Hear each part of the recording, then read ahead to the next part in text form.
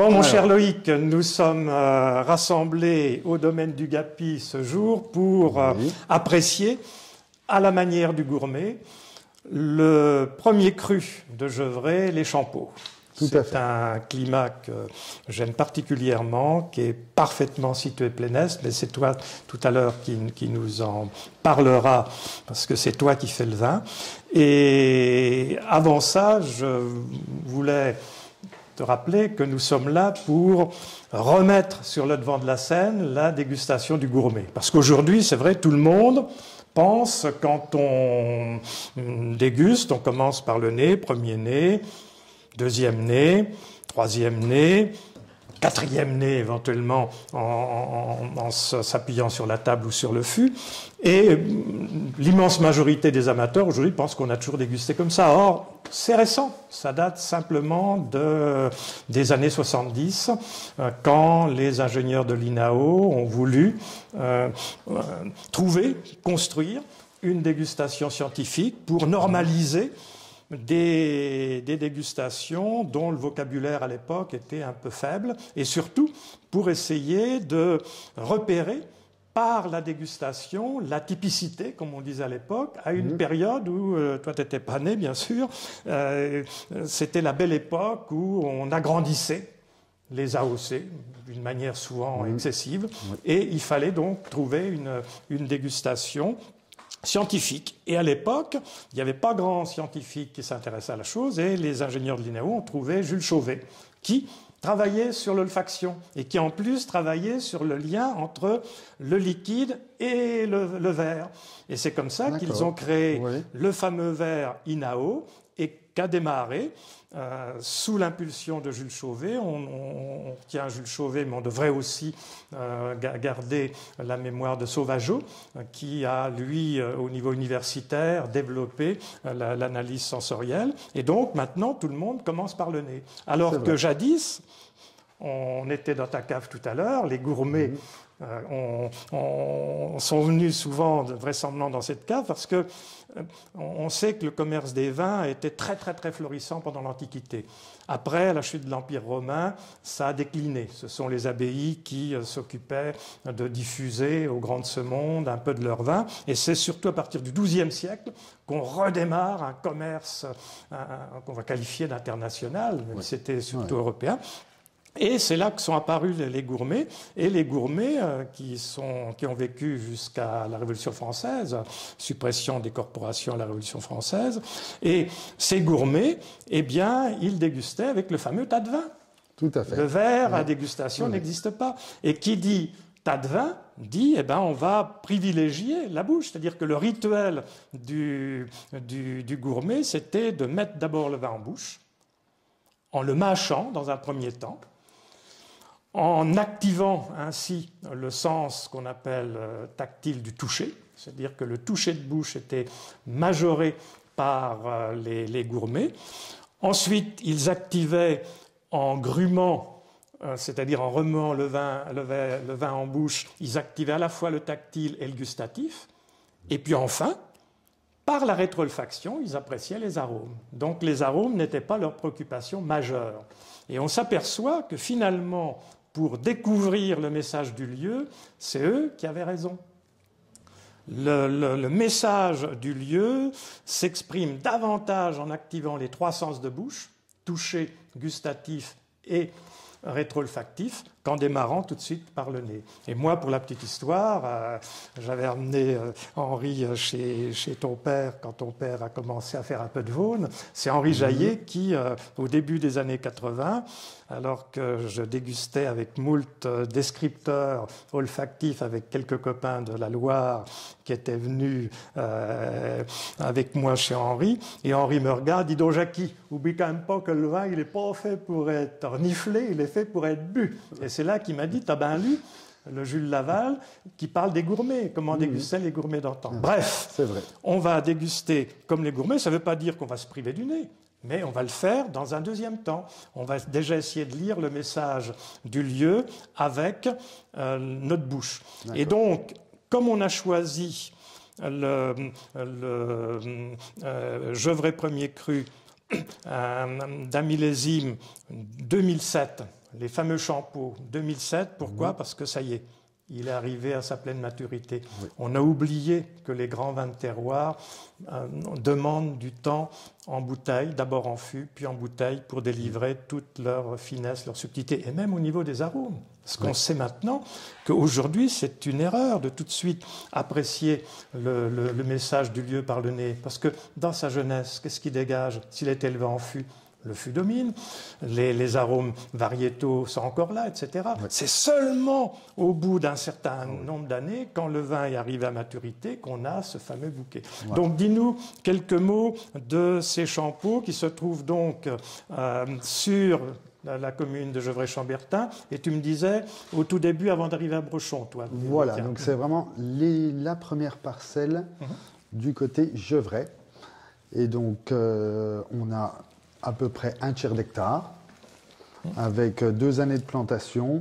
Donc ça, c'était mon grand-père qui l'avait planté en 1950, et une deuxième partie qui date de 1970. D'accord. Voilà. Et ton grand-père, c'était les fameux plants Magnin ou c'était une sélection massale? Sélection massale, oui, obligatoirement.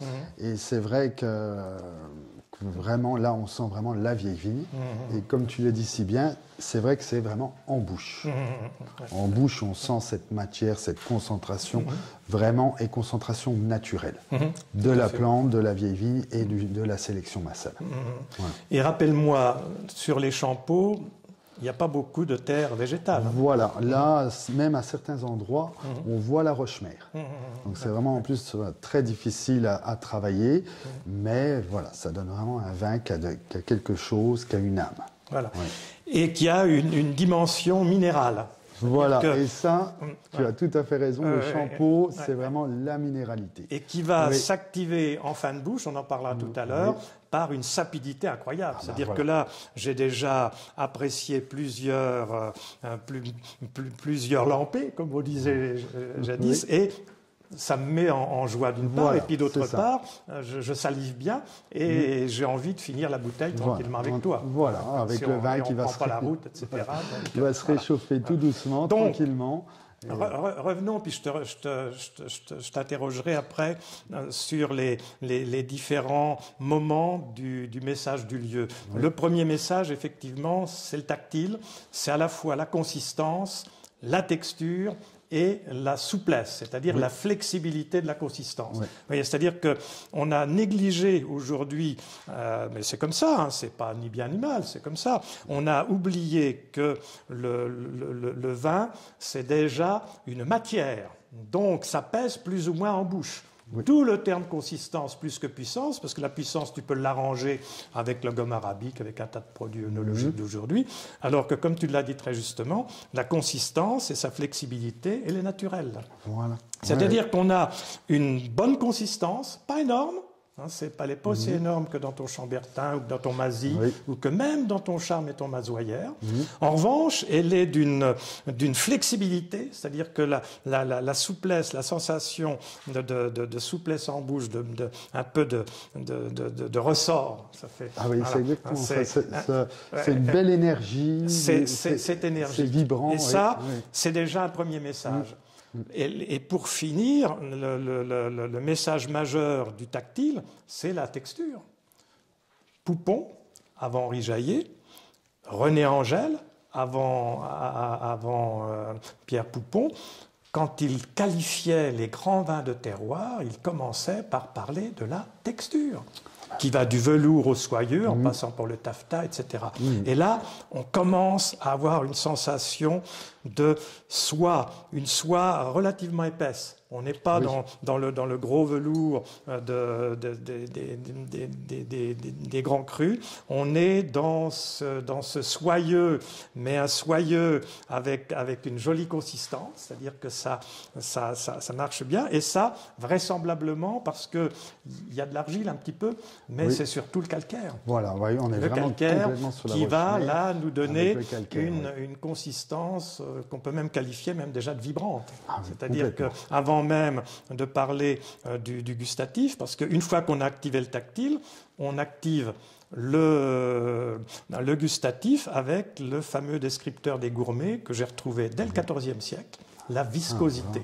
Viscosité. Et on n'en parle plus en analyse sensorielle, alors que c'est un terme extraordinaire qui est au carrefour du tactile et du gustatif, c'est-à-dire que la matière, elle nous fait saliver plus ou moins. Voilà. Et un grand terroir, comme disait Henri Jaillet, ça doit te faire saliver. Un grand vin, Et là, ce qui est intéressant, comme il y a le calcaire, on salive dès le début. Oui, C'est-à-dire que la salivation, je n'en ai pas parlé tout de suite parce que j'étais sur la consistance, la texture, mais on avait dès l'entrée de bouche cette salivation qui effectivement va se déployer d'une manière un petit peu latérale à mi-bouche et puis va finir traçante en fin de bouche avec la minéralité tout à l'heure. Est-ce que par ailleurs, quand tu t'accroches un peu avec la charrue, la roche, elle fume un peu? Oui, et on soulève des fois quelques dalles, même des fois des beaux morceaux de dalles. Oui, tout à fait. Ça, c'est encore incroyable. Encore à notre époque, on soulève des morceaux de la roche-mère. Et donc, même si ça paraît mystérieux, cette roche-mère a un rôle déterminant. Parce qu'on sait maintenant, il y a des travaux actuellement sur les sources de Yosémite, où on a un nouveau modèle là pour essayer de comprendre comment la vie est venue sur Terre à partir du minéral et des microbes, des bactéries et tout le tintouin.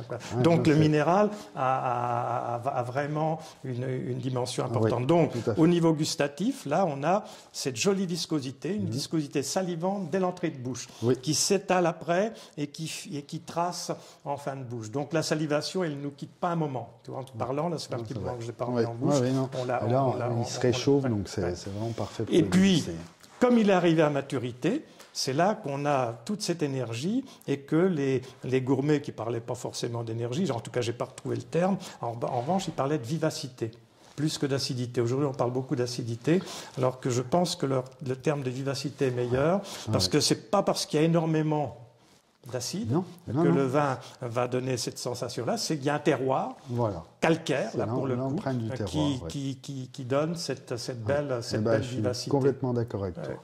C'est des choses, c'est vivace. Et là c'est toi qui vas nous éclairer, parce que c'est un vignoble qui voit le soleil très tôt le matin. Très tôt le matin, qui est vraiment exposé plein est. Et donc à mi-coteau, donc vraiment qui est bien ventilé, qui est vraiment qui est idéalement placé. Jamais de pourriture, rarement. Non, jamais. Ben oui, voilà. Jamais. Donc c'est bien aéré, jamais de maladie en fait, parce que c'est bien aéré. Les sols sont bien drainés. Donc un raisin qui arrive à pleine maturité. Et qui, même les années où il n'y a pas forcément beaucoup d'acidité, il envoie quand même sa minéralité. C'est ça. Voilà. Parce que là, c'est le millésime 2007, et j'ai regardé tout à l'heure, on avait vendangé le 31 août. Alors, donc c'est... Alors évidemment, on ne va pas se priver des arômes, parce qu'on ne va pas du jour au lendemain dire dorénavant on s'en fout des arômes, vive la bouche, il n'y a que la bouche. Non, les arômes, les gourmets l'avaient bien en rétro-olfaction,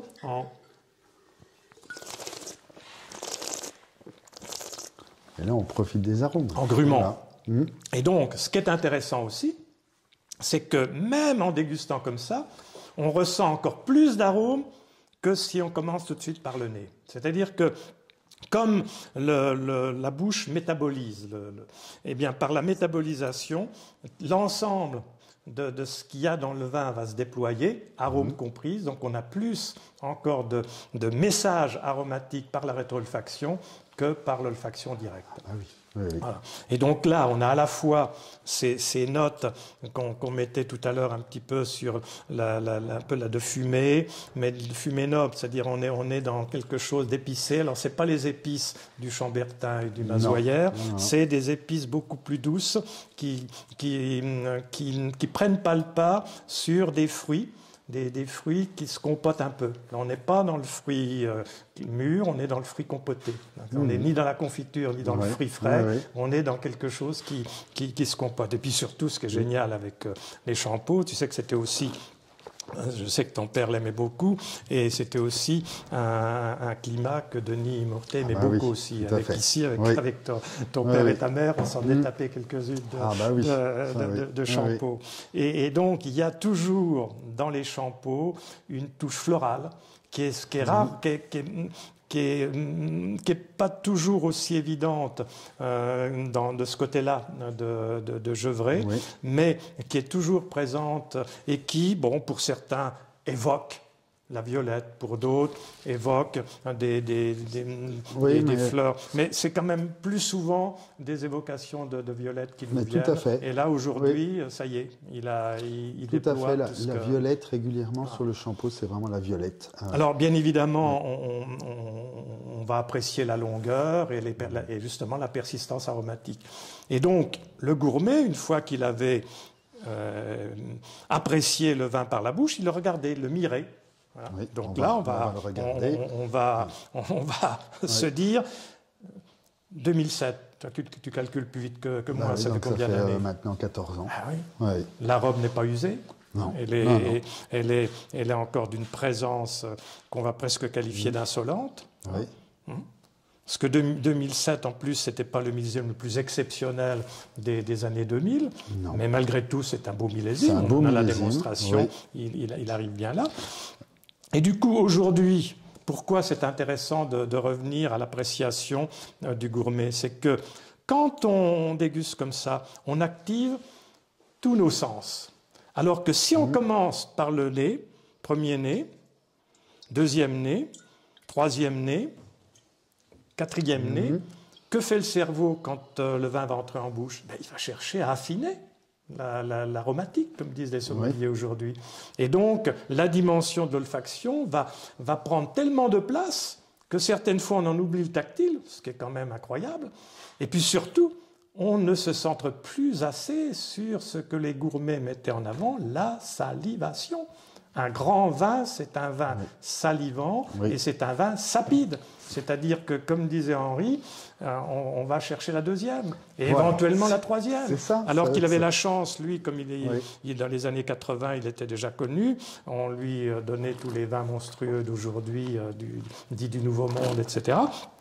Très bon. Parce que ces faiseurs de vin sont des magiciens. Mais, comme disait Henri, on ne va pas chercher la deuxième. C'est même pas sûr qu'on va boire le deuxième verre. Alors qu'un grand vin de lieu, si il ne nous donne pas envie d'aller chercher la deuxième, eh bien, c'est qu'on est passé à côté de ce vin. Alors, ce qui serait intéressant aussi que tu nous dises, Loïc, c'est la façon dont tu vas t'occuper de ce climat, les Champeaux. Est-ce que c'est un climat où tu vas très vite faire les premiers travaux, ou est-ce que tu attends plutôt le mois de mars pour tailler, etc. Alors, comment tu le comprends? Parce que c'est ça qui intéresse aussi l'amateur. Les Champeaux, c'est quand même un climat, c'est un premier cru de Gevrey-Chambertin. Donc c'est vrai et une très vieille vigne, donc c'est vrai que nous, on la taille. Tu connais le dicton, taille tôt, taille tard, rien ne vaut la taille de mars, donc souvent on la taille soit fin février ou début mars. Et c'est vrai qu'après, elle a tendance à pousser lentement, vu qu'elle est très vieille et surtout avec très peu de terre. Donc c'est vrai qu'elle pousse souvent même régulièrement en retard dans les dernières. Mais par contre, après, vu qu'elle est très bien exposée, le retard qu'elle a au départ, elle le rattrape. Et finalement, on la vendange au milieu de nos autres parcelles. Pas dans les derniers, ni dans les premières. Avec vraisemblablement pas des rendements énormes.